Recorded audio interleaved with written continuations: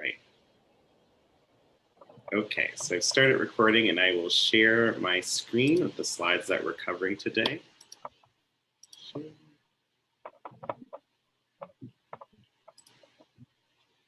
Okay, just a reminder that today we are talking about the reservation of city-owned lots and homeownership opportunities. We talked about this last meeting, but I've heard from several people that they would appreciate it, a time to revisit this conversation now that they had time to sit with the information and really think and connect with others in the community to come back to this conversation.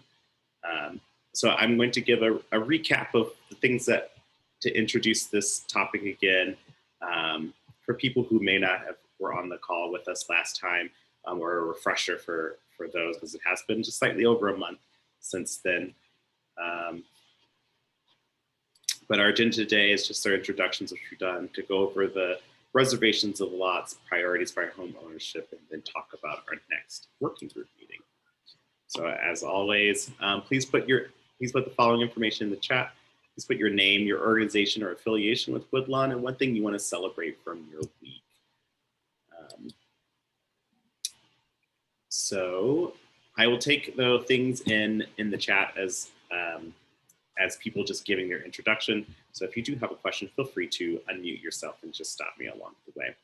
So what is the reservation of lots? So something that's come out of the ordinance that you all, part of the working group, created last year, that passed last year, includes a provision for deeper affordability on city-owned lots. I will say all housing development in Woodlawn that happens on city-owned lots do have an affordability requirement. So any development that happens in Woodlawn that's housing on a city-owned lot will have affordability tied to it. What we're talking about today is that there's a carve out for a deeper level of affordability for people who have very low incomes. So what the ordinance says is that we are to reserve 52 of the city-owned lots for this deeper affordability, which is making sure that housing is available at people who are 50% area median income or below. What that looks like is in developments, at least 15% of those need to be for households whose incomes between 30% to 50% area median income, and at least another 15% of the units created in these developments are for households below the 30% area median income. So what we're talking about again today are the reservations of lots, the selection of the actual developments, or even crafting the RFP is something that comes later. DPD is the one who handles the RFP for these, these types of developments, and they are committed to working with the women in this community and with the community on creating a process for that. But that is not what we're doing today. Right now, we're reserving the lots. So just to keep in mind for what we're doing today. Here's a map of the existing zoning. Really what this is showing is, and we have a partner from DPD who could go into further zoning questions if that comes up, but really what the ordinance says is that at least 10 of the lots need to be in a high density zoning, which is this dark blue area, and the rest could go into the rest of the zoning, which we've just, as a shorthand, just called it low density, which is this light blue colors on these maps here. So over here is an overview of all the city-owned lots in Woodlawn. In these, we've also have this with certain amenities such as transportation, childcare, grocery stores. And these pink stars that you see here are existing legally restricted, so either through HUD or low-income housing tax credit housing. These are where these developments currently are in the neighborhood. So what we presented last month, and what we're going to talk today are the proposal for this reservation of lots. So what we've done at the Department of Housing with the Department of Planning and Development is that we want to give you something that you could provide feedback for. So I'm going to say we don't have anything set in stone. We just thought it would be more helpful to show you all a proposal as opposed to just that whole map of all the city-owned lots in the community. So some priorities that we did to create this proposal is one, maximize the number of affordable units that could be created. Another priority that we followed is identifying lots that could be developed quickly and easily.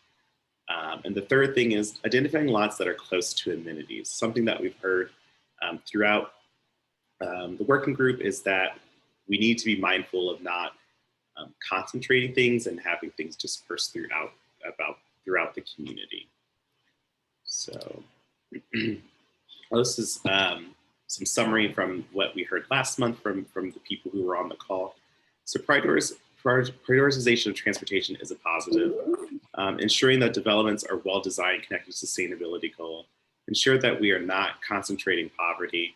Ensure that we have family-sized units. Ensure that green space and density are on the corridors. And again, some of these things come later in the selection of projects and development goals, in which the Alderwoman has a community process, and all of these developments would have to go through the community process. But again, just a reminder today, what we're talking about is the reservation of lots, and the development comes later. So what we have here is our proposal. I will just highlight is that these numbers 1, 2, and 3 are not separate proposals. Those are just to help visually group things. So this is all one proposal. So we're talking about here the whole universe of lots. Here we have, so the ordinance calls that at least 10 lots are in the higher density zoned area. What we actually do have is 25 lots. Also, what was used to just provide some estimate of the unit count are the maximum number of units that the underlying zoning allows. But it does not mean that this is the number of units that will be created, but it's just a way to solve that information. There are a number of factors which affect the units created in one development, which is the size of the unit. So if we want more family size units, that typically means the development will have fewer units, but that are larger though, and et cetera, which may cause the number of units to vary. The other thing that I'd also want to point out is that we do 30% of the units, as we kept saying, 15% for 50%, and 15% for 30 and below AM and area median income. That means 70% of the units could potentially be at market rate, but the likelihood of the way these deals are financed would mean that there probably would be a mix of other affordability levels in these developments. Yes, so I'll open it up for feedback from people or questions that people have now that you've had a chance to sit with this information. And again, feel free to unmute yourself to talk. Okay, so Aaron, can you hear me okay? Yes, ma'am. It's Linda. Okay, So some of what you recapped went over some of the questions that I have, but I made a list, and I'm just gonna go through them so I can systematically have my questions answered. Okay. So the first one is in terms of if I can potentially ask, like, if we could do like maybe one question to allow other feedback to also happen, and then to go around so that people can ask their other questions. Okay, and that's fine. I have several, so if we don't get to them this evening, I can email them to you. But the first question that I have is, who actually developed this plan? And if we don't like what we see or hear, who ultimately can we write formal concerns to, phone numbers, that kind of thing? So, okay, that's a good question. So we came up with this proposal again to have something as a conversation for you all. This is not set in stone. So this has came up with DPD staff and DOH staff at the senior level, creating a proposal. But this is purely for this is for us to have feedback. So if you don't like something in here, now actually is the time to say, those types of things to us so that we can incorporate that feedback into this. So when you say to us, it would start with you and then you would take it on to the other people and organizations that you mentioned? Correct. Okay. I have a question, Aaron. Well, Aaron. Yes. So here's, I guess, yeah. And so here I'll just say is the questions that we're focusing on is, what do you think about the current distribution of lots in the proposal, and are there specific lots that should be added or removed? So Okay. I'll go back to well, Ms. Brewer, go ahead, and then I'll follow her. Okay. On behalf of the CBA Coalition, I want to offer this feedback. Okay. We agree with the goals and priorities of the 52 lot site selection, especially the goal to maximize affordable housing and make it in the most desirable places. In order to meet the goal of maximizing affordable housing, we need to make sure high density lots or lots that will result in more units. We need to get to a total outcome of 700 to 800 affordable units at least.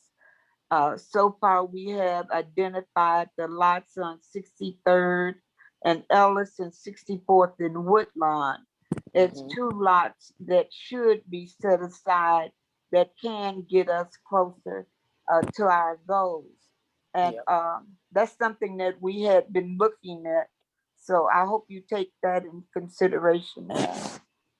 Can you say those locations of those lots again? I just want to make sure that I have those not noted. Sure. 63rd and Ellis and 64th and Woodlawn.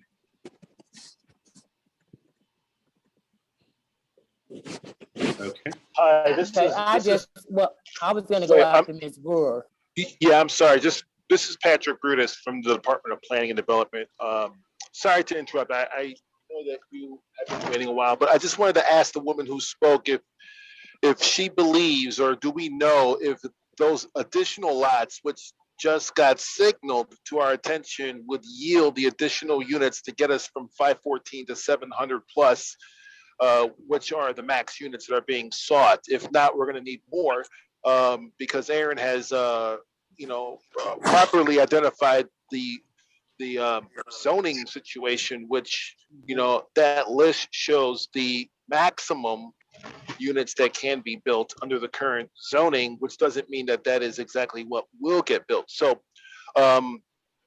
not having seen those two lots that you just pointed out, are they really big lots? Because if so, that's a good start for us to get to this magic number of 700 that I'm hearing this evening. Yes. Okay. All right. Thank you, ma'am. Okay. Right, hi, I did. Go ahead, Tara. I'll respond. Okay, my question, I looked at the maps, the proposed reserve lots yesterday evening, and I thank you, Aaron, because I'm going to share with the rest of the group the information that you sent back, because it helps. And something what the gentleman just said just before, until we can physically see these lots with our eyes, so we can have an idea versus just this map. But my question came up, I know in the previous conversation, in area 1, I think during the conversation, I was suggesting about that area, because 3, I see is getting quite a bit of development. We got quite a few lots there, but there are some other development proposals that are going to move forward that we're going to be bumping up against, if you know what I mean. So in terms of other housing being built around where our lots are located, are we going to be able to get any feedback from you to know what that might be looking like? Just to make sure I'm understanding the question correctly. So I'll give you an example. Island Terrace sits on 64th and Stony. Okay. Some of these down here in Region 3 are right around that same proximity. So my question is in consideration too, because I know the gentleman before me just said that you took a lot of considerations in zoning, particularly ordinances and choosing the lots. But was there any thought put into what other developments that are coming online or will other housing that will maybe bump up against that's offering some type of affordability within that same area? So as I said, any housing that is created on city-owned land will have affordability tied to it. So this is just deeper affordability. So even if it's home ownership programs, they still no, have not to home ownership. No, what I'm Correct. saying is, no, there are going to be multifamily developers. We have quite a few that come that are looking at our community. So we got 4 lots here, just theory. There's Right. other property around here. Has any thought in the conversation arose of to how we would be competing against other developers around in that area? Or is that even a concern that we should have? What do you think? Yeah, let me jump in here real quick, Aaron, Yeah. and just say, and let me just, I don't know your name, ma'am. I'm sorry I didn't catch your name. Tara. But Tara, yes. Yes. Okay, so Tara, and to everyone, what DPD will do with DOH in conjunction, we will look at all the projects that we have going on in this particular community, and then do a scrub and, you know, come back to the table and show you what we have online, right? And what we can anticipate and some of the other things that we know that are coming or going, right? And so, you know, for example, I think in this map here, zone 3, we're working on a zoning overlay for Woodlawn. That's, I think, one of the recommendations that have come out of the Woodlawn plan. And so with respect to those kinds of initiatives that the department is undertaking, in addition to, you know, projects that we have online that we know that are being proposed and planned, there's a whole bunch of stuff. Obviously, Woodlawn is, you know, you know, it's a ground zero for new development, as you know, the library is coming and all the stuff that's happening in the community. So yes, you're right. We need to look at those factors as it pertains to where the identification of additional lots on top of these 52 that have been identified, you know, come into play for this affordable housing exercise that we're taking on right now. So we'll work, you know, with DOH and Aaron and his team to come up with a broader plan. And to your point, you know, look at some of the locations where I think someone said earlier, where these projects can be identified with respect to being around commercial activity as well, to kind of get, you know, the best of all mixes. Right. Thank you. And again, the ordinance that was passed does have that affordability on L city-owned lots in the area. That number 3 does have a number of city-owned lots. So it seems like if you're doing development in that area, then it will probably be on city-owned land. So we will also hold them to the just general amount of affordability is 20%, but it goes from 50 to 80% area median income. So we will also ensure that those developers not only are doing the process that Patrick just mentioned, but are also will be monitored and ensure that they are adhering to affordability. Okay, thank you. So Aaron or Patrick, if I could expand on what Tara was just talking about, I think, you know, just triggered an idea in my mind. And that is, if it's a privately owned development, clearly the city cannot dictate everything that they put there, because if it complies with the zoning ordinance, right? But you can get data on what's being built there and report out on percentages of affordability in a particular location, what percent is market rate, that kind of thing. Even if it's a planned development, those numbers, I'm assuming those numbers will be captured by the city and can be reported out to this community. Yes. Everything you said there is in the ballpark correct. It's more enforceable on city-owned properties that we are, you know, developing on, obviously, but for private land and as of right zoning, there is a limitation to the amount of influence we can have in a project that is seeking city assistance to deliver on the affordability goals that the mayor has articulated for this department. in the city. So short answer, yes. Right. But yeah, we'll take a look at all that stuff when we get these applications in. Right. I'm sorry. And so I just want to be sure we can count on you guys to report out on not only city-owned development, affordability and market rate, but private development, affordability and market rate as well. Correct. Well, The other thing I could say is that the ordinance does require us to report out on on the market conditions of Woodlawn every 6 months for the first 2 years with you all, which is part of the meeting that we'll have in August, and to be proactive in addressing affordability concerns as they come up.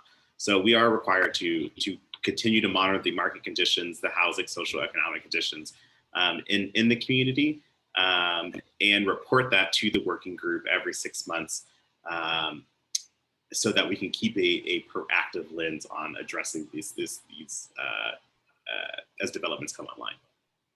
Hey, Aaron, just for traceability purposes, when the other guys that are speaking, can you please clearly articulate your name before speaking so that we can trace this back when we re-listen to the recording? This is Charles Gill, I'm sorry. Yes, I think that is a great idea. And that also is probably helpful, not only for people who are on Zoom, but also for people who are on the phone as well. Hi there, Sharon Payne. How's everyone doing? Hello. Can you hear me? I'm calling to back up what Ms. Margaret has already said. We actually need more housing. 700 units is really not even scratching the surface of what we need.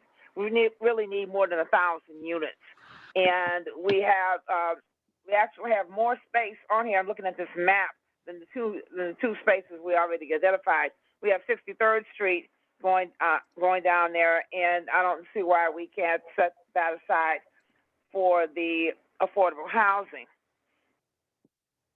Hello? Hello?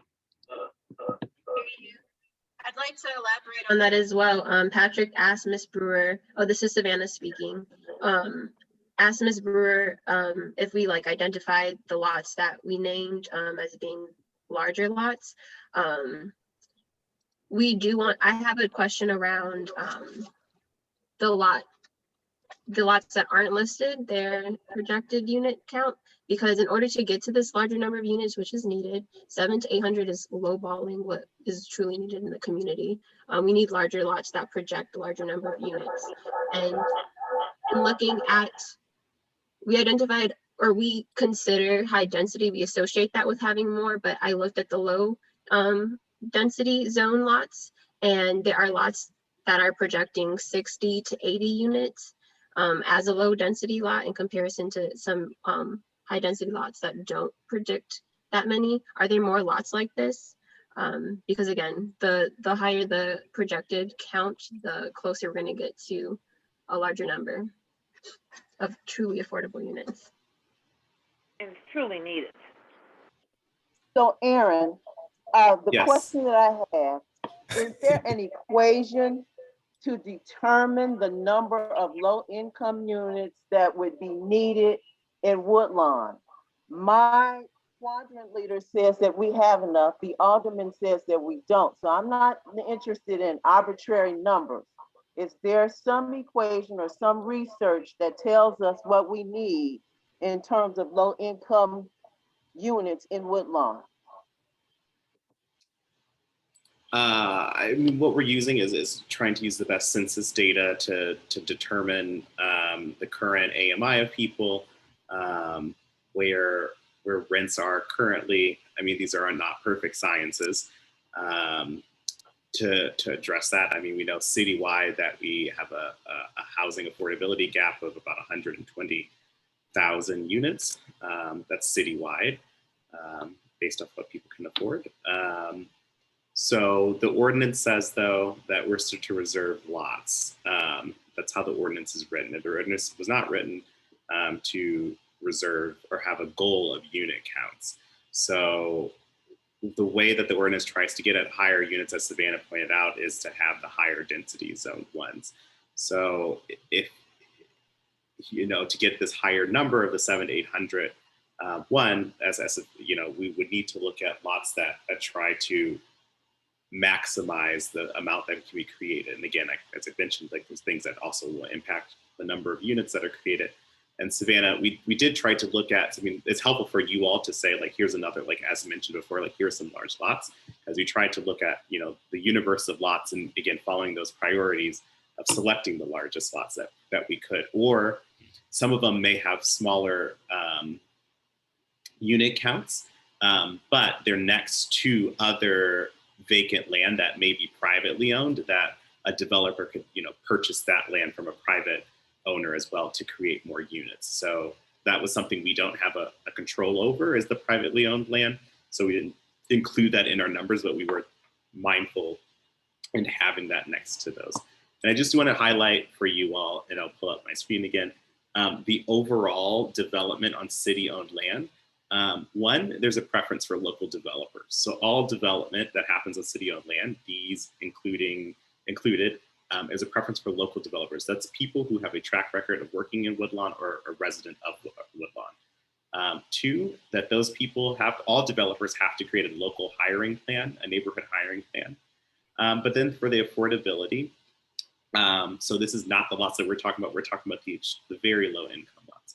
So for all development of city-owned land, at least 15 or more units, at least 20% of those are affordable and don't exceed 80% of the area median income.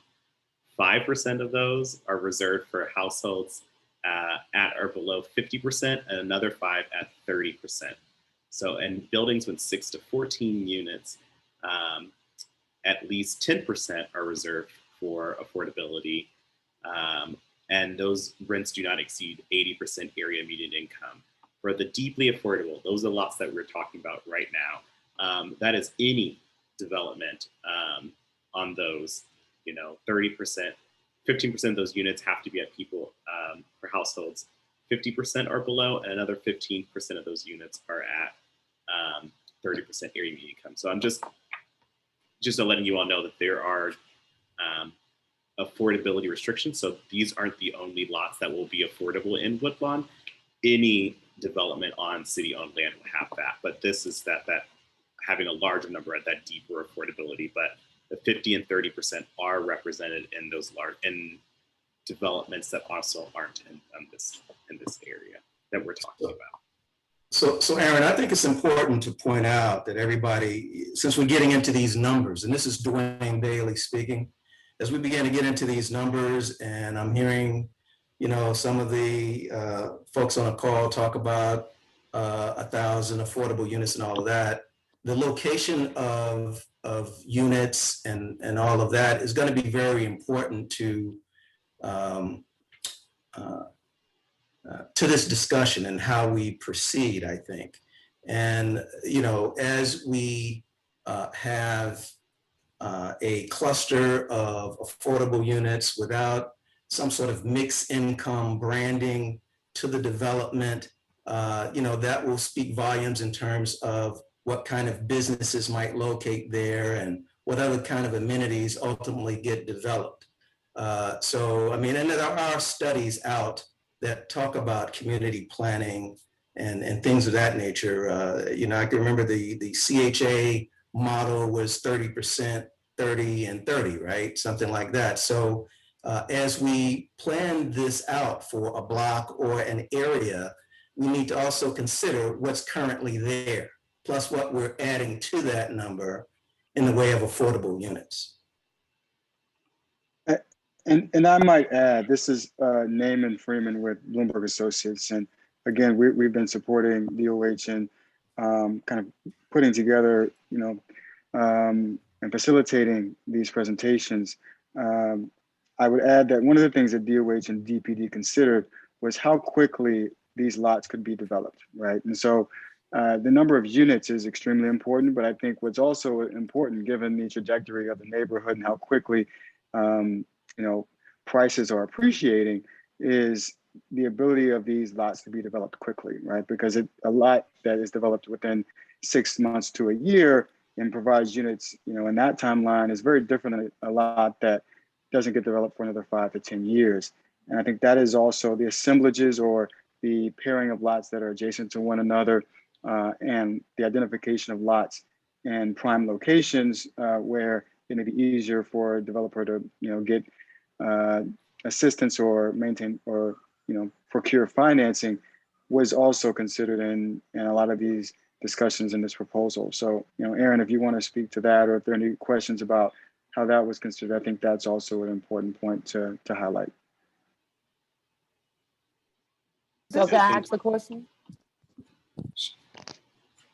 Go ahead. I was gonna ask a question, but I think someone, just to his point that he just made. So you think for some of these, it's gonna be more advantageous instead of them being developed as individual parcels, that grouping them together is probably gonna be the way that a lot of developers are gonna wanna go, just to be able to get the most bang for their buck, but also because of the type of financing package they gotta put forth to get financing for their project. They're gonna have to look at, instead of just being one individual development, we're gonna probably see a lot of them wanting to put them together. That's correct. Yeah, and from our perspective, at the level of AMI here, we don't see successful projects for 50 and 30% area median income that are less than 25 units. So we actually are assuming that this will be 25, at the minimum 25 units for any of these developments. So that's also why we paired them with assemblages, knowing that they'll need to be potentially larger developments to make the subsidy of the lower AMI work in these developments. Right, and attract a developer. Yes, I understand that. Thank you. Mm-hmm. So this is Sandra. I have a question regarding the high density zones. I'm not exactly sure how like A through W corresponds with the 1, 2, and 3 on the charts. But these zones look like commercial and industrial. Are these mixed use units, or are you going to have residential in these commercial spaces, zoning spaces? Patrick, I'll let you speak to a little bit more about the particular zonings, but in the high density zone, we have B3-3 and B3-5. And as you can see in the lower density zone, we have RM-5, RT-4 in that area. So I guess you can speak to. Yeah. So who was that asked that question? This is Quandra. Spade. Oh, okay. Hi, Quandra. Yeah, so a lot of the analysis is being determined on existing zoning. And so existing zoning in the B3 or the B zone lots would provide, a developer an opportunity to do a mixed commercial building with, commercial or retail on the ground floor with residential units above. In the R zoned lots, unless a zoning change was requested and sought and approved by city council, then those are restricted to housing only. So in the RM5 and RM6 or RT4s or whatever you have, R zoned lots, you can only build residential on all floors of the building type. In the Bs and Cs, you can do mixed use. And so where in the proposed reserve lots 1, 2, and 3 that you have commercial zoning, and that I think is most likely on the 63rd Street corridor. Correct. That is where you can see commercial development occur in a building type, if that is what, whoever develops these lots with this goal in mind to produce these affordable units for the community. If they also want to produce commercial, that would be great. Because I think we want to see commercial development along the 63rd Street corridor. And, I'll let Joan or Alderman Hairston's office speak to the support of that initiative to bring, job creation and stimulation of this, corridor in those types of projects, like what we have at, 63rd and Cottage. We have mixed uses as there. So that would be, I think, something that both departments would support in the B and C zoning. Where appropriate in the R zones, if a zoning change were requested or sought, where appropriate, we would look at those as well and analyze, the application. So in these B3 and PD zoning areas, are you expecting developers to purchase multiple lots where they're not only just doing one mixed use commercial building, they're doing several of them, like you were mentioning for the residential, you expect for a developer to purchase multiple lots? Potentially. Yeah, go ahead. I would say some of the lots actually are they're too small to be developed, so we don't even count that into the number, into the number of 52. But some of them are just too small to have like any kind of development on it. So we're saying that also makes sense just to lump, like a developer would probably want to do that, to maybe do a larger, because the lots vary by size, even in the high density zoning. So some of them are actually very small, and some are very like one lot that's very large, and some are very like one lot that's very, very small. So we tried to put those also together that the developer may be more attracted to doing that, to do a larger development. Yeah, that could be multiple buildings or a building. Yeah, I would agree in principle. Where there would be a private acquisition of property, or if it's private lots that are purchased, or if it's city lots that are purchased for a larger development type, we would like to see. We would be hopeful that the application would include a multiple number of uses, commercial and housing. Does that answer your question, Quandra? Yes, it did. Thank you. Okay. I wanted to ask. I'll put my number and stuff in the chat for folks who may want to contact either one of us, Aaron. So thank you, Patrick. Mm-hmm. I wanted to ask. There we go. There was a this is Savannah.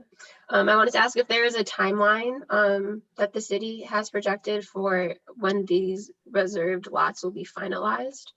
And I also wanted to raise that my question wasn't answered around are there more lots that have a higher projected unit than what we're seeing, or if there's a way that we can see it. I recognize that these lots identified are easier to develop, and there is an immediate need for the displacement that's about to happen. So yeah, those are some questions that I have. Because realistically, I believe, Aaron, you had answered in my email, it's like 20 years that these lots are going to be reserved. So unless I'm reading that incorrectly. That's how long the affordability is for the lots. So like, that's how long the developer has to keep the affordability listed. Patrick, I will let you speak to like how people can see the best information and like if it makes sense that we can provide a list to people, what the underlying zoning allows for the maximum number of creation. I could also do that. Or if there's a way that people just easily view that on the city's website. Yeah, I don't know.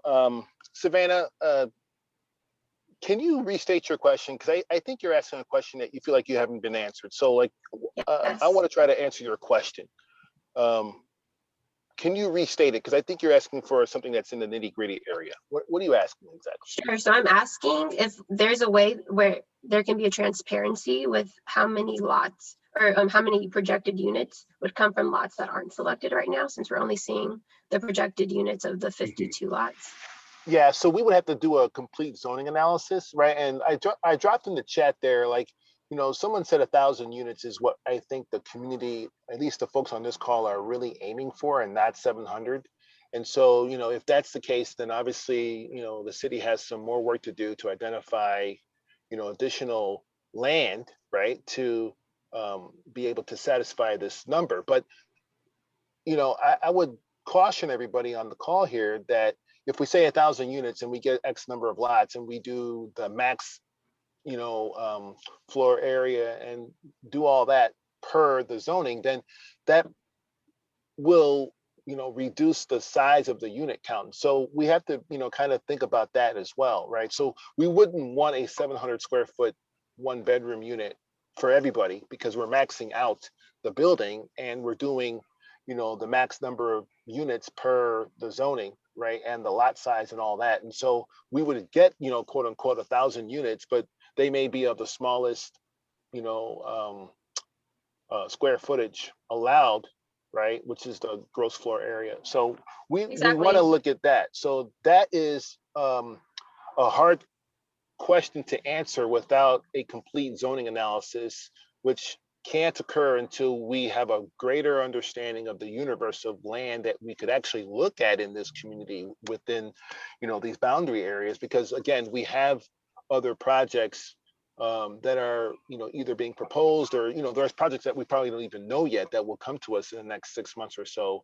And so, all those considerations need to be factored in. But I think what we could do, Savannah, to answer your question as a starting point, is look at these 52 lots that have been identified as a starting point, and then understand what that universe of land would result in with a maximum number of units and what those unit sizes look like, and then scale down from there and get what kinds of unit mixes we want in the buildings that we want to see under this exercise, right? So we want to see a mix of 1s, 2s, and 3s. Well, that lowers the number of units in a building from, let's say, for example, if you had a lot that could do, 50 units, and if we did all of them at 1 bedroom, 750 square feet, that would not be desirable. We want to have mixed units like 1s, 2s, and 3s. And so that would maybe give us like 27 or 30 units, right? And a much lower,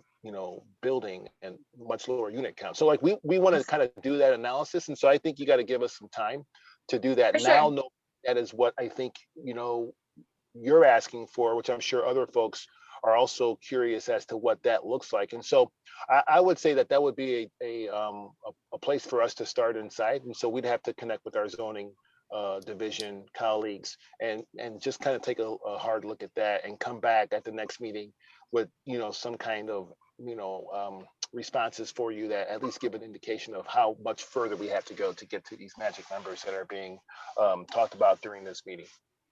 Yeah, I also want to just remind people that this is not the be all end all of affordable housing, even Right. at these AMI levels. So I know I probably sound like a broken record, but any development on city-owned land, like outside of these reserved lots, will have to have affordability tied to it. So our unit, like if our goal is to say 1,000 units.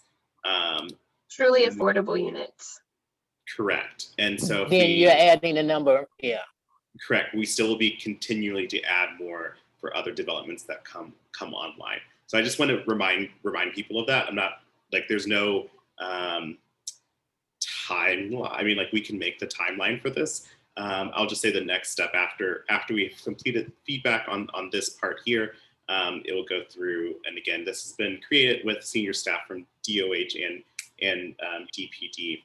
So it's something that's not new to people, but it'll just go through our internal processes, one through the DOH internal project review, and then through the DPD project review for them to be signaled inside the city database to ensure that when people come to purchase these lots, that they know that we're ensuring that they are keeping to this deeper affordability. Which okay, just a little bit. So, Aaron, just what you just said, just for a little clarity, before we get lost on that point. Correct. There will be in this process to the total number of affordable units in the area will not only be based on what is done out of these proposed 52 lots, but what other affordable developments that are also or possibly could come in would be a combined way of going at that number. Okay. Correct. I'll just show you. This is the conversation we're going to have on homeownership. Do you see every little color on this? Like don't pay attention to what the colors are, but all these colors on this lot, on this thing is a city-owned lot. So we're talking about 52 of these things being reserved, but really, actually, it's like all of these lots will have to conform to affordability. And if it's more than, what did I just say, 10 units in a development on any colored lot, it will have to have at least 10% at this same level that we're talking about here. So that's just what I'm just trying to say is that that's not. We can reach the number. We're talking about a subset of things that are being developed. So I don't want I think it's important that we take the time to have this conversation, but I also don't want people to think that this is their only shot to get affordable housing, because the ordinance that you all informed to be created, you all ensured that that was not the case. Exactly. Hi, Aaron. This is Linda Tinsley. Is it any way to get anything as far as addresses are concerned? I'm sorry, with my computer down, I can't see anything. I got them. I got them for you, Miss Tinsley. Yeah, I'll give them to her, Aaron. Okay. Yeah. Okay. I'm gonna send them out to y'all. All right. Hey, Aaron, this is Charles Gill. I have my hand up. I have a question about the census data. Can you share the census data with what's going on with the residents in the Woodlawn neighborhood? Sure. It's also, you can find it on, if you've been, I'm sorry, I'm drawing a blank. If you have been on previous meetings, I shared that with the slides previously, but I can send that back out with that information when I send out these meeting notes and recording. Thanks a lot. So back to my question, I guess what will actually be helpful is that we have the lots that were mentioned earlier at 63rd and Ellis and 64th and Woodlawn. What actually is helpful is if you all have like those particular lots, in Savannah, if you also have those lots that I think, that you think would be actually a prime for us to include in this, that actually would be helpful for you to share with me or email after this meeting, where those are located, so that we can look and see about pulling into these. Another question I have is like, does the distribution across the whole community area, does this make sense, or are there locations? It made sense. Okay, so. But that's only me. You better take a temperature of the room. That's only me. Right. So this makes sense. I want to make sure is like, what do we want to keep? And it sounds like we need to ensure that we're adding some larger lots or larger assemblages that we can, make a higher unit count is also what I'm hearing. Yes. Yes, Okay. exactly. Yeah. Okay. And again, if you can email me those or put in the chat of this meeting, some additional lots that you all think would be prime. I mean, as you can see here, in part towards the ease of development, because it's in a planned development, it's a whole thing right here. We didn't include some of these lots. So these may be lots that we want to include more on 63rd, Yes. as well. Okay, if there's not any more questions or yeah, I have one, Aaron. Okay. This is Linda Tinsley again. Yes, ma'am. I have one more. Do you know about how, as far as the 52 lots are concerned, about how many high density lots are involved in that? In this current proposal, there's 25. 25, okay. Yeah, because we are going to need anywhere from 800 to 1,000 lots, preferably 1,000. I mean units. I'm sorry, I'm talking about lots. Yeah, from 800 to 1,000 units, preferably 1,000. But yeah.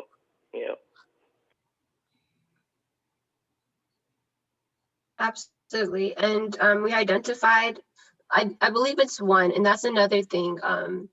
These lots, I'm assuming that if they don't have a line through them, then they're one whole lot.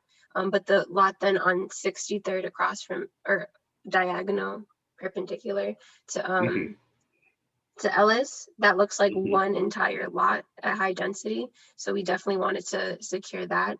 And then on right behind Robust Coffee, as Tara was saying, I believe that's Woodlawn and 63rd, 64th, closer to 64th, those pairs of lots right there that are across from the Woodlawn mental health facility that was closed down and is overdue to be reopened. Those are some that we highlighted. I think the one guy responded about the one behind, directly behind Robots. That's owned by the American Boys Club. So we're not sure if those two, it's right behind Robux, directly across from that center. I think about a year ago. Over here? Yeah, on 63rd and Woodlawn, right behind Robust up Woodlawn. But we looked at that. Yeah, that's privately owned. Yeah, I just drove by that location and it's got a for sale sign for auction. So yeah, it's not our lot. And that's one thing we want to also remind everyone here is that we're going to be looking at identifying city-owned vacant parcels for this exercise. Okay. And that's where we start. We really, we could identify the universe of vacant land, but it does no good because we can't dictate or control lots that we don't own. So and Aaron will, I'm sure, remind you guys at future working group meetings or an email communication that we're working with city-owned inventory. So that's number one. Number two, I don't know. I remember being at one of the very first working group meetings at the Akarama Center back, maybe a year before COVID. But I don't know what the ultimate goal number is. I'm hearing 700. We see 500. Someone said 800 to 1,000. Someone said 1,000. So, I just want to remind everybody here that, whatever the end result number is, will most likely, right, come from a standpoint of negotiation, conversation, not only with the department on department priorities, but also with respect to the goals of this ordinance and the spirit of, providing the maximum number of affordable units in this community that they deserve, that this community needs, but also, working with our aldermen and also what the development universe looks like within, the target site area of Woodlawn. So all those things, they're going to factor into whatever that ultimate number of maximum units that can be developed under this plan on city-owned property within Woodlawn. So, I just want everyone to know that because we don't want to overpromise anything, and we certainly don't want anyone to take this conversation and say the city said it, or the city did not, disagree with the number of 800 to 1,000. If we can get to 1,000, that's great.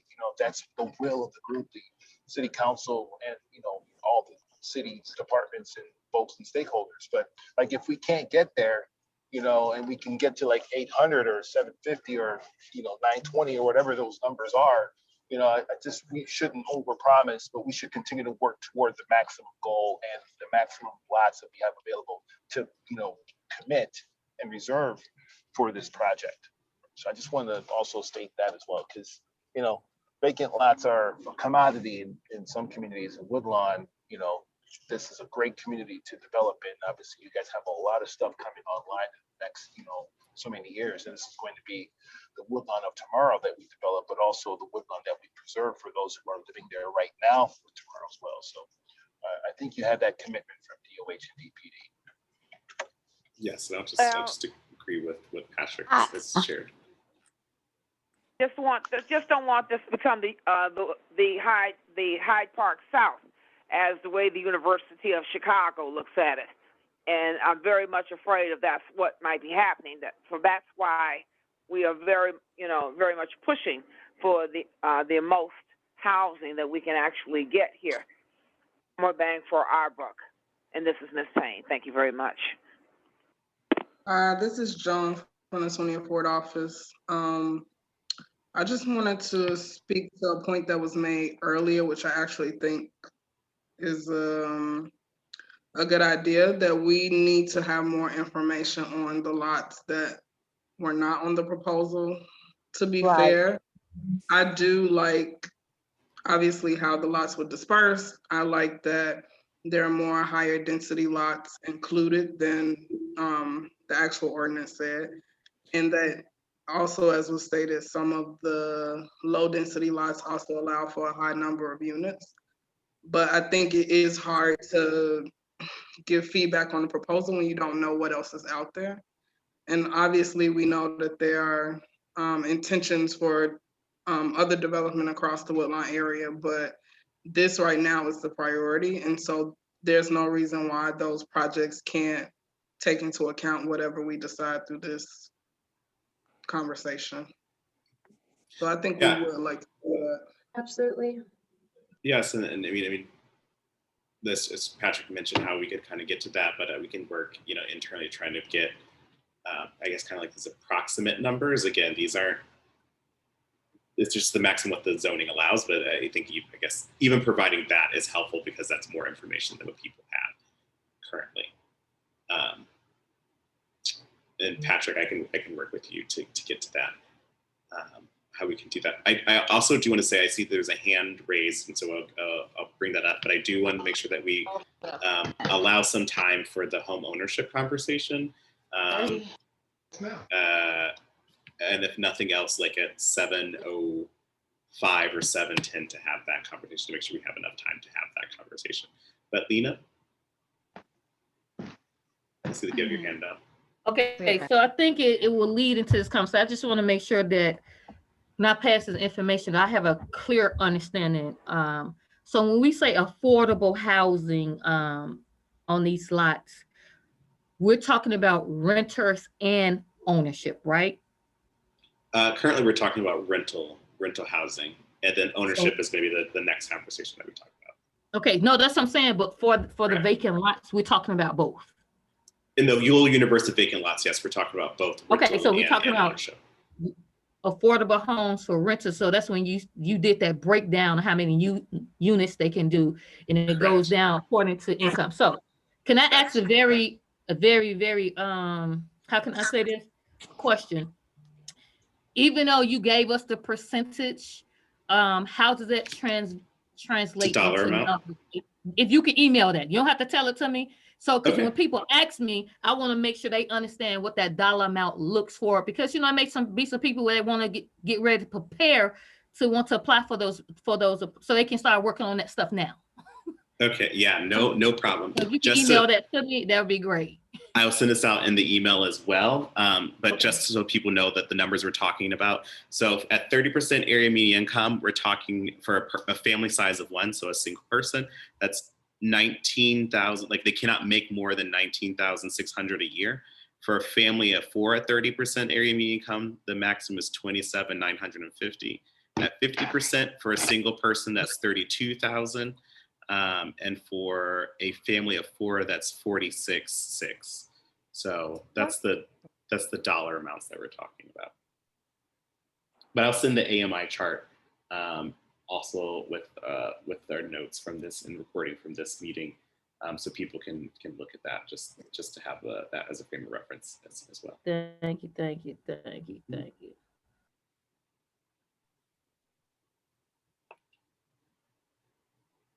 Okay, if there's not any right now questions, I think I have information to take back to work. Patrick and I can work on to share back with you all on this. Again, if there's lots that you all are identifying that I have, in addition to the ones you've identified on this call, like again, feel free to email me those thoughts as well. If we're okay, we'll move next to the home ownership.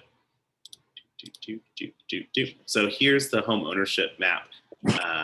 What we talked about last time is, as people mentioned, some of the big areas is big takeaways were close to the where the library is coming, and then ensuring that West Woodlawn is getting attention as well. That we're splitting our efforts. And what I'm sharing this for is not that we will deny home ownership on. Well, we'll have our reserve lots. We'll have lots that seem more appropriate for based on the zoning. But it's what we're talking about right now is like, where do we like to see this work to start happening first? Because us as the department will take on some of the pre-development work, which will help lower the home price for the end buyer to make it more affordable. So we want to start doing that. The commissioner has asked me, because looking at close to the library, there really isn't that many city-owned lots. So wanting to come back with you all with this map, so you can see if there are maybe an additional area or location where you'd want to look at, to consider the city-owned lots. And then another piece is you see this brown kind of dotted line that goes around the community. This is what's called a building neighborhoods and affordable homes target area or pilot area. What that does is for homes constructed on the city-owned land through the city program, it provides up to $60,000 in purchase price assistance for people who are currently residents of the community. So this is something that we wanted to just share back with you, and to say, with this, just asking if this has any influence on your decision for where in West Woodlawn or other parts of Woodlawn to concentrate those efforts. But something that we think of as the Department of Housing is what other kind of developments going in there. Is it close to amenities? And are we typically don't. So under the City Lots Working Family Program, the developer has to get at least 8 lots.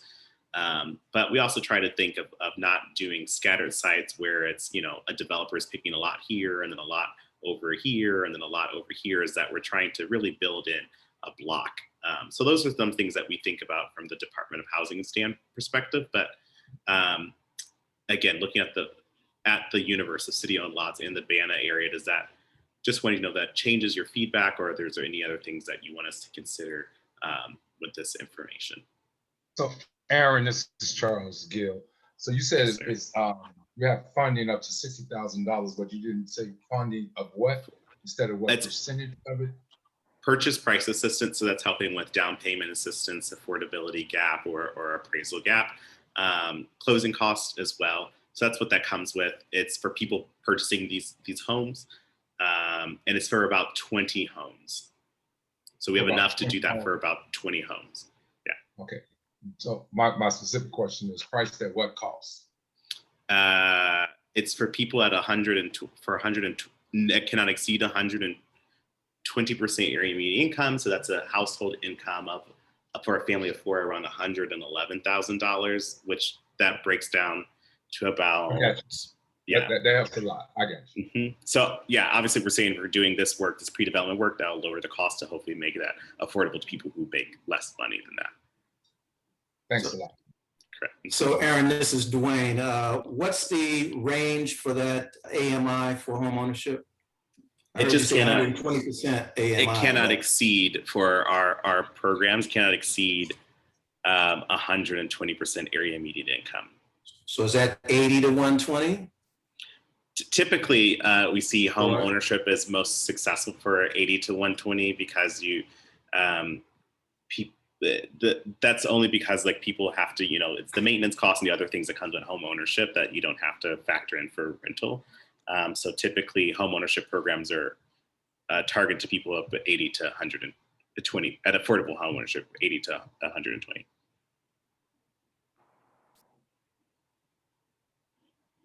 Again, with that additional purchase price assistance, so that helps lower the AMI that the person could access the home for. But yes, sir. Exactly. I think that's an important point to note in this, is that what the definition of the appraisal gap or affordability gap is, how much it costs a developer to essentially build that home at market rate minus the $60,000, subsidy that is available, and who that is affordable for, right? And you can almost back of the envelope into, who or what AMI that house might be affordable for based on the development cost.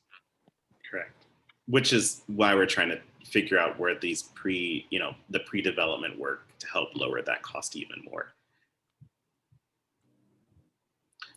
So yeah, I guess, is there any feedback or looking at these lots, looking at this map again, inside, are there any thoughts or changes to what you all presented last time, or areas that you'd want considering what you see presented to you now? This is West Woodlawn we're looking at, right? It's the whole of Woodlawn we're looking at. Oh, that's the whole. Oh, okay. Oh, you said the box. Okay, I'm looking. I get you saying. Yeah. Sorry. Go ahead.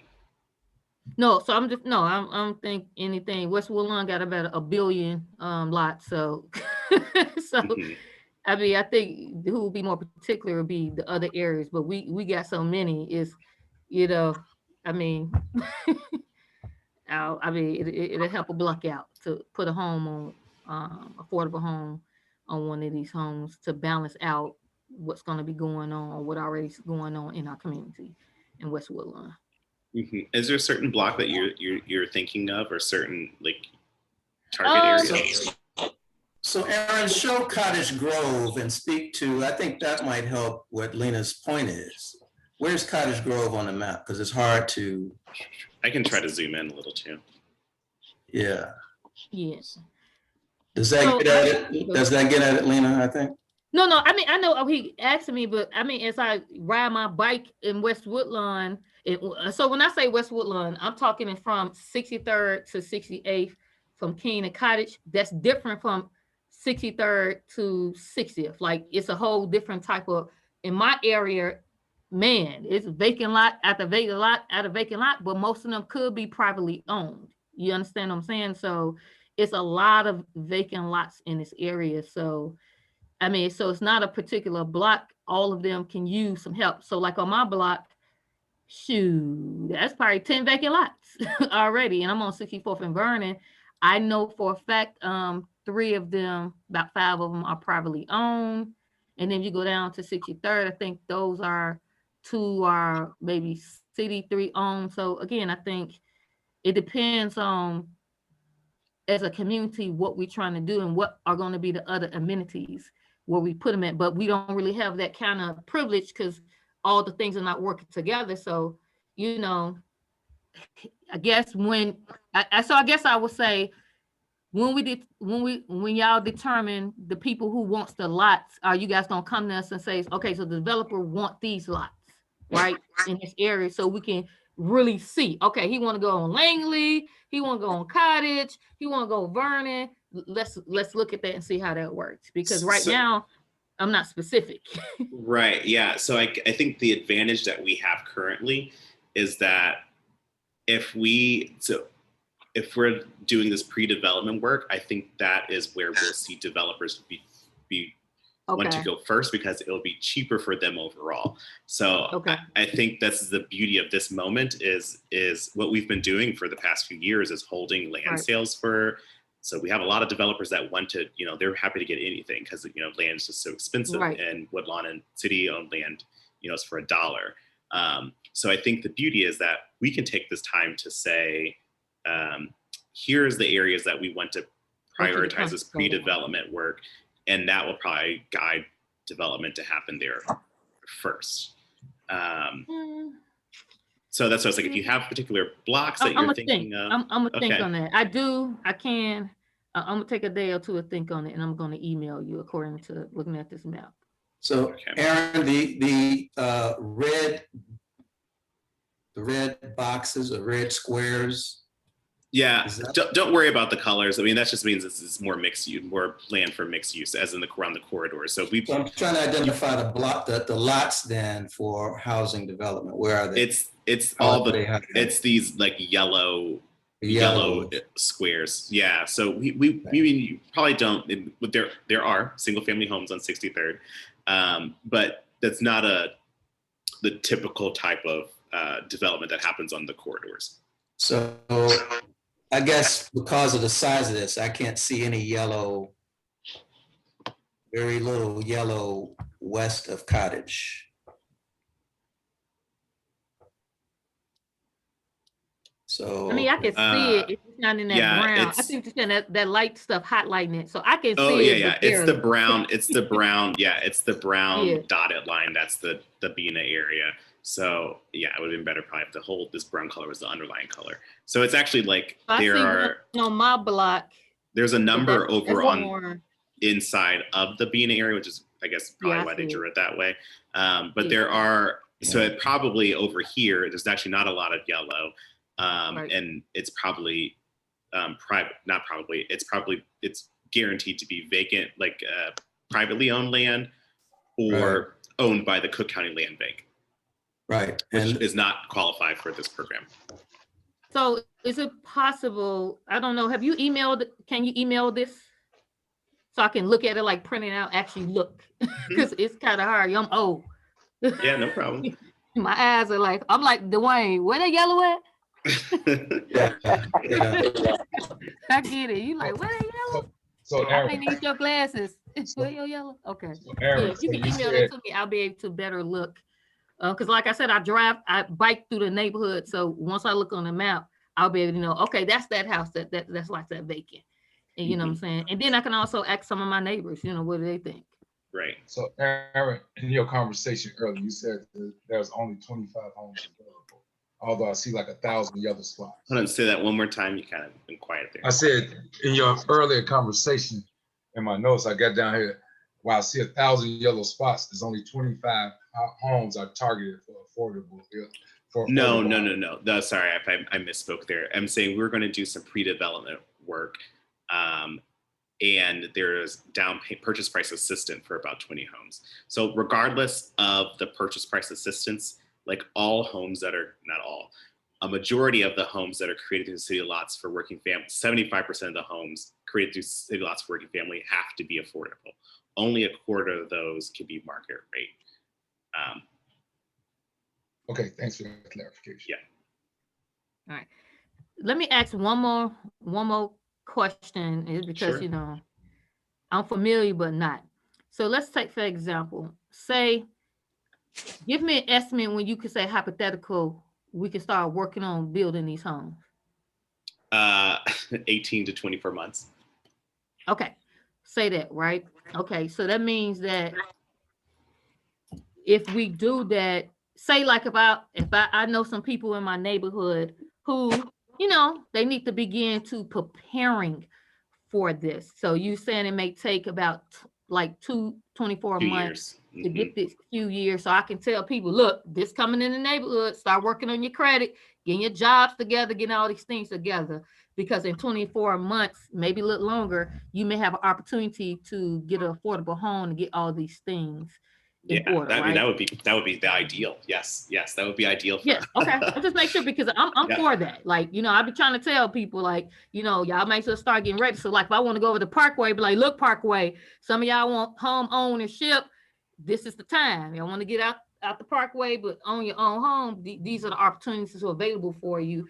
You can begin to work with NHS and different programs out there to begin to build and work on yourself. So I want to be able to have some form of conversation to use that as a, get them thinking. Correct. Yeah. That's the ideal, which is, I mean, I would say this is the one that like the Department of Housing would like to kind of figure out sooner rather than later, because of the, yes, ma'am. We did, this is Alderman Hairston. We did a very successful program, just like the young, was that Lena? Yes. Okay, that Lena was talking about in Greater Grand Crossing. I'd be happy to work with her or Dwayne Bailey or yourself to try to just do some informationals aside. So if this house or this condo is going to cost X, this is what you're going to need for a down payment. This is how much you're going to likely pay in property taxes, so that people know. And then what we also did is we also set up like credit counseling in case people had any credit issues. So you've got like a timeline. So year one, these are the bills I need to pay. This is what I need to do. Year two, this is, and kind of stick with them. And that was very successful. Yes, I want to be involved in that, because we need that for people in the neighborhood to really take advantage of that, because I think that will really be the downfall. If we're not preparing people to take advantage of all the things we're doing, we'll have to open it up to everybody else. So I want to be part of that, to make sure people have an opportunity. So can't nobody say, well, I ain't know. Yes, you did. Because we're going to make sure you got the information. So yes, I like that. Sounds great. Dwayne, I know you worked with CHA with a similar program. So would you be willing to spearhead this? Yes, Alderman, you can count me in. Okay, thank you. And Dwayne, just to call to your attention, NHS is also working with POA to provide Renew Woodlawn, which is part of this ordinance, which is additional purchase price assistance.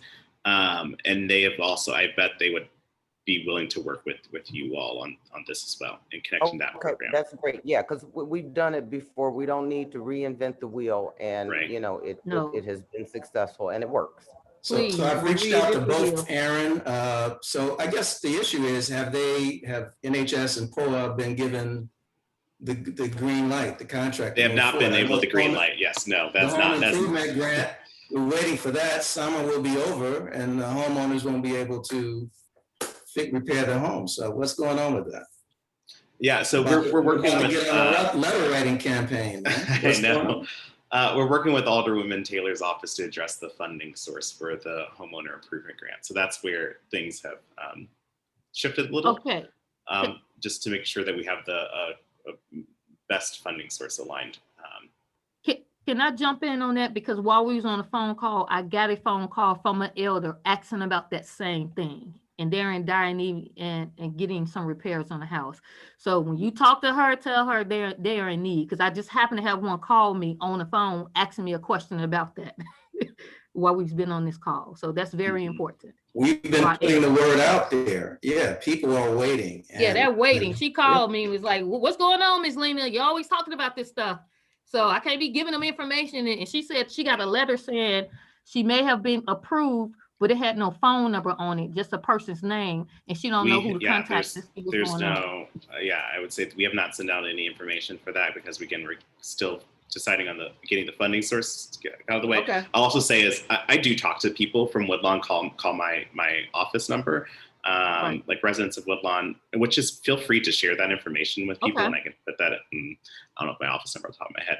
I started during the pandemic, and I'm just now back in the office, so I don't know my office number off the top of my head, but I will get that to you. Okay. I'll send it out. It's on your email. Yeah, it is on my email, yes. But I talk to people, and that is the program that I hear the most about. Okay. So we are working to solve that problem quickly. But thank you all for just raising that issue and how making sure that is that we are working on this and being coordinated to serve the residents of Woodlawn.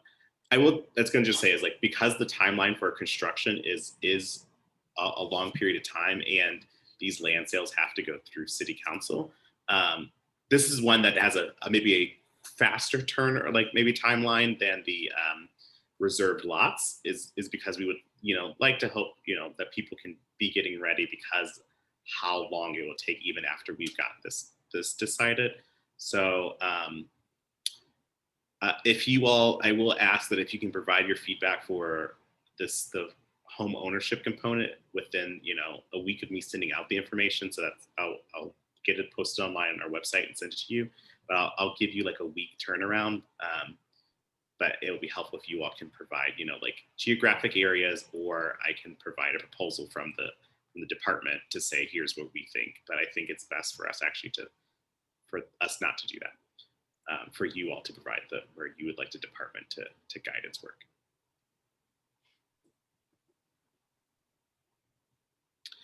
So Aaron, I would like to. Yes, ma'am. One more time, I think you knew this was coming. I just wanted to assure folks about the long-term homeownership grants, that repair grants, that we are pressing just as much as you all are on that, and making sure that the funding that was committed from the ordinance and discussions that we had is the funding that will be used for that, and we understand the pressing issue. So I want to give reassurance that we're pushing from the 24 Aldermanic side just as much as residents are, and we get those same concerns too. So really, we're waiting for feedback from the Department of Housing around making sure that we get these grants online. I also wanted to ask a question around the city lots for working families. Exactly how many lots are we targeting to put into that program? And then I also have some questions about how are we incentivizing developers to bring the condos and townhouses online too, in hopes that those might be more affordable for residents as well. Yeah. So how city lots for working family program work is that they have to be in our residential zoned areas.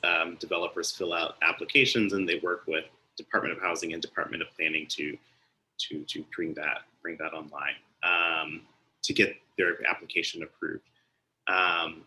So I mean, it could be the entire universe of that. I doubt that will be the entire number of lots. I mean, there's not a whole number of lots that we're saying we only want to do this for city lots for working family. that being said, during that process, that's where we talk about design, and that's when, conversations about type and fitting in. And as, Patrick has mentioned before, that's where the, firm-based code would be helpful for, in this type of work. But that's when that conversation is had, but the developers basically present what they think that they could build in those areas. And I guess Aaron, we can, Aaron, yes, sir. Aaron, let me jump in here just for a hot second. So I think one of the young ladies on the phone on the call earlier was talking about West Woodlawn, right? And between 63rd and 68th and Cottage and King, you're absolutely right. That quadrant is an entirely different, neighborhood than like the commercial corridor and where we would look to build, the mixed density. So like where city lots for working families would be like, I think I love the program, just by the way, it's a great program. And that particular quadrant in West Woodlawn is a perfect area for a program like City Lots for Working Families, where we have a lot of single family and two flat type of buildings in that quadrant, right? So, we want to respect the streetscape and the landscape of the community and not put high density buildings on those kinds of blocks where we have single family and twos, right? Ones and twos. And so, once, like, if you guys want to do that, like, I'm sure DOH would work with you on, bringing affordable homes in West Woodlawn through that program. They'd issue the request for qualifications, see how many interested developers there are that want to do ones and twos in that area, and then the city would undertake their process of working with developers. And like Aaron said, we want to maximize the economy of scale by selecting developers who are looking to do 8 to 10 or more lots, right, under that program to develop in a larger scale. So I think it just depends on what the goal is, how many units we want to produce in that type of program in that particular area, or an area that it makes sense to do ones and twos, right? So to just to add to that, Joan, on top of what Aaron was explaining to you, like the neighborhood scale matters as well, right? And where we would do certain types of programs.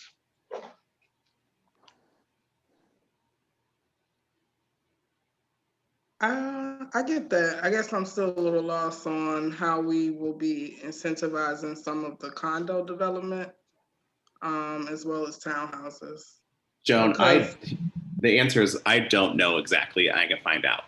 How about I'll find out the best way that we incentivize condos. I know that condos typically aren't developed under City Lots for Working Families, but that is a change that this ordinance produces. So I will find out, like, how are we going to ensure that we're also incentivizing that type of development, or if there's a thought around that. Okay, and that was helpful information, Patrick, but I wanted to make sure that we got back to that point. Yeah, I'll just say, what we talked about earlier, that we want to keep an eye on this, and I think it may be important for us to identify how many lots that we want to use before we just throw them all in the program, because yes, we need lots developed, but bringing a slew of $350,000 homes into West Woodlawn is definitely going to change. It's going to impact the community, the people that already live there. And in some ways that will be great, right? Because there won't be vacant land, but obviously there's tax repercussions, and we want to make sure that even if that is the direction that we're going in, that people know about it. And it's not just a conversation that's happening in this space. So those are things that we want to be very mindful of. Yeah. Yep. On point. Yep. Understood, Joan. I appreciate. Yeah, Joan, we absolutely should not let go of that. I think during the discussion of this working group, that the impact of development on existing homeowners came up, and we don't want people being displaced because the community is doing better. So there should be a question or a plan, a strategy developed around minimizing taxes, making sure that elders are Right. participating in Preservation. Yeah. right, every program that they can participate in so that they're not priced out of their homes. I mean, that's something that I think we all would embrace, and I think work with your office to make sure we support that.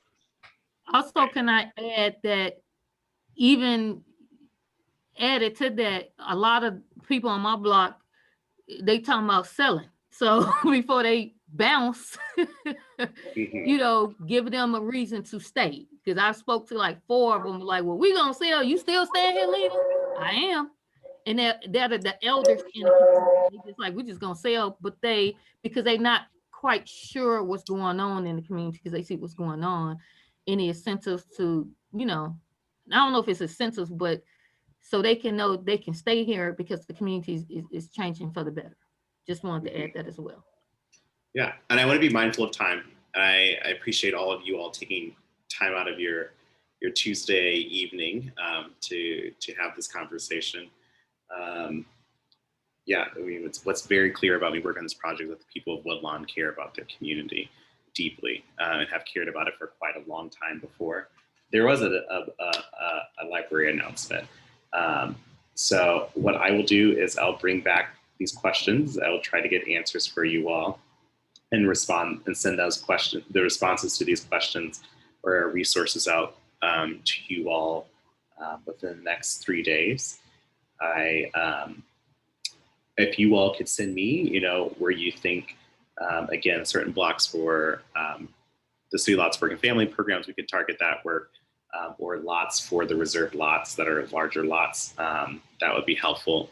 Patrick and I will work on, you know, getting some of that deeper information about what, you know, probably that back of the envelope kind of estimates for lots, and sending that out to you all. That may be a little bit longer than the more immediate things that I can get, because that may take a little bit later. And then I'll also try to connect with Alderwoman Hairston and Lena and Dwayne, just to talk about a little bit more about the kind of prep things to connect you all with Renew Woodlawn folks, to talk about how to get people ready for home ownership as well. But I appreciate you all. I appreciate you all taking the time and sharing your feedback, and working together with the Department of Housing and both Alderwoman Hairston's office and Alderwoman Taylor's office to really deliver this program to those who need it. But enjoy the rest of you all's evening, and stay safe and stay well. You also. Thank you. Bye. Goodbye. Bye.